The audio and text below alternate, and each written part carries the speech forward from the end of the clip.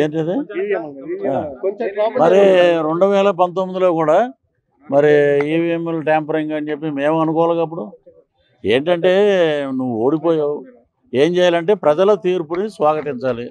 ఎక్కడైనా సరే ఇప్పుడు చంద్రబాబు నాయుడు గారు కానీ, రాజశేఖర రెడ్డి గారు కానీ, ఎన్టీ రామారావు గారు కానీ వీళ్ళందరూ ఎలక్షన్ రిజల్ట్ రాగానే వాళ్ళు ఏం చెప్పేవారు, ఇది ప్రజా తీర్పు, ప్రజల తీర్పుని మేము శిరసావహిస్తున్నాం, సో దీని మీద అనుమానాలు ఏమి లేవు, ప్రజలు మమ్మల్ని వద్దనుకున్నారు అని చెప్పి ఉంటే ఉందాగా అరే బ్రహ్మాండంగా మాట్లాడాడు అనేవారు.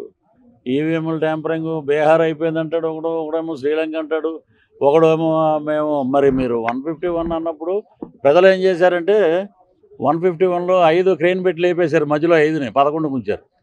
సో ఇకనైనా వాళ్ళు నిర్మాణాత్మక ప్రతిపక్ష పాత్ర పోషించడానికి 18 కూడా లేవు.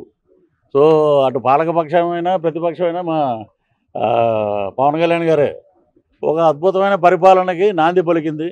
అటు కూటమిలో ఈ రాష్ట్ర చరిత్రలో కానీ దేశ చరిత్రలో కూడా ఒక ముఖ్యమంత్రి ఫోటో ఉంటుంది పంచాయతీరాజ్ శాఖల్లో కానీ ప్రభుత్వ ఆఫీసుల్లో కానీ. ఈ రోజున ఓ పక్కన చంద్రబాబు నాయుడు గారు సీఎం, ఓ పక్కన పవన్ కళ్యాణ్ గారు డిప్యూటీ సీఎం, 2 ఫోటోలు ప్రతి ఆఫీసుల్లో ఉంటున్నాయి. ఇది ఒక శుభ పరిణామం. రాష్ట్రంలో కార్యకర్తలందరూ బ్రహ్మాండంగా మేము అద్భుతమైన ఏదైతే అనుకున్నామో దానికే మహిళలు అలాగే అన్ని కుల మతాలకు అతీతంగా మేము ఓట్లు ఇచ్చాం, దాని ప్రకారంగా పరిపాలన ఉంటుందని చెప్పి అందరూ ఆనందంలో ఉన్నారు.